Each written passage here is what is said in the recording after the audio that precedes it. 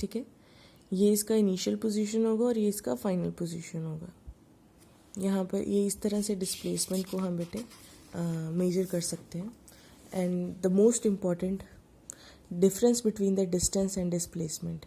अच्छा, एक लाइन ऊपर एक देखो उन्होंने दिया, displacement of an object in motion can be positive, zero और नेगेटिव। डिस्प्लेसमेंट जो है बेटे वो पॉजिटिव भी हो सकती है अगर वो सेम आगे की तरफ डायरेक्शन में जा रही है, नेगेटिव हो सकती है अगर वो अपोजिट डायरेक्शन में जा रही है। ज़ीरो तब होती है जब वो एक पॉइंट से शुरू होकर दोबारा उसी पॉइंट पर के ख़त्म हो जाए तो वो ज़ीरो है, ठीक है, फिज़िक्स की लैंग्वेज में। डिस्टेंस और डिस्प्लेसमेंट में different. Distance it is actual path traversed by a body and traveled by the object in a given time. Displacement it is the shortest distance between the initial and final position of object in given time. Distance it is a scalar quantity, it is a vector. Displacement में the distance traveled by object in a given time is never negative or zero.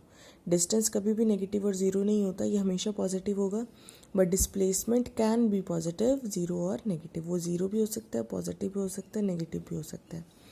Distance travel in a given time is either equal or greater than displacement but never less than displacement. Distance जो होगा वो या तो displacement जितना होगा या displacement से ज़्यादा होगा, but ये कभी भी displacement से कम नहीं होता। और displacement of an object in given time can be equal or less than distance. Displacement या तो कभी distance के equal होगी या distance से कम होगी, ये कभी भी distance से ज़्यादा नहीं हो सकती। The distance covered by object between two position can have many values depending upon the path value. Distance cover अगर कोई object करता है तो उसकी बहुत सारी values होती हैं, ठीक है, जितना भी उसने path cover किया है। Displacement of an object between two position has a unique value. So distance traveled by object between two position tell the type of path.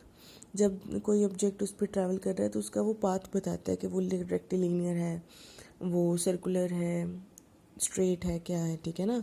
But displacement of object between two position does not tell the type of path. Displacement कभी भी path का type नहीं बताएगी, वो सिर्फ अपनी measurement बताती है कि वो इनिशियल स्टेट यहाँ पर थी और फाइनल उसकी यहाँ पर, ठीक है।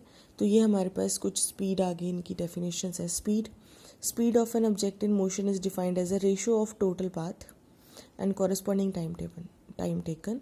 तो सिंपल सा फॉर्मूला है स्पीड का, total path length upon time taken, या टोटल पाथ लेंथ कितनी हो गई, actual distance travel upon time taken. तो ये इसका स्पीड का फॉर्मूला है जो आप न्यूमेरिकल्स में भी यूज़ करोगे।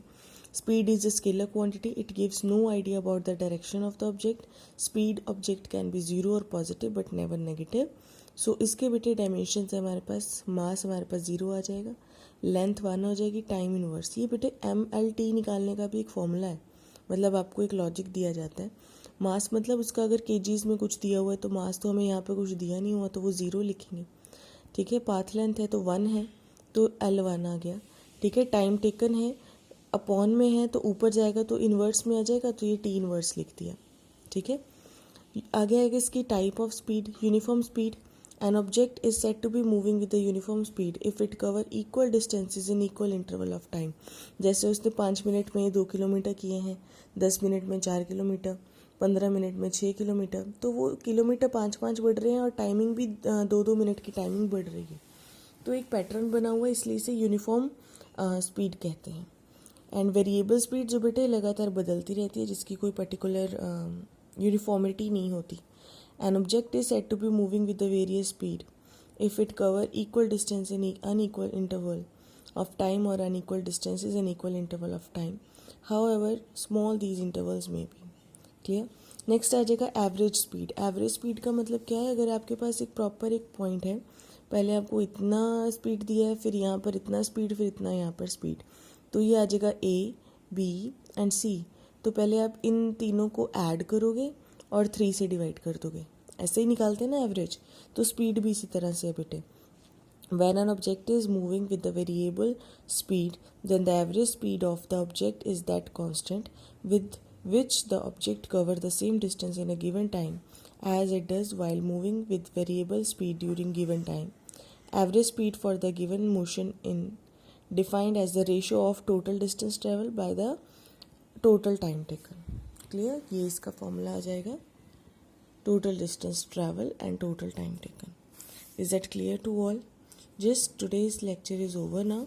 If you have problem, then please send a voice message on my number. Chapter reading साथ साथ स्टार्ट कर दो. मैंने प्रदीप्स की बुक्स ली हैं, मैंने आपको पहले लेक्चर में भी बताया था. तो just read your chapter. If you have any problem regarding any definition or any concept, then please do a send voice message on my number, okay? Thank you.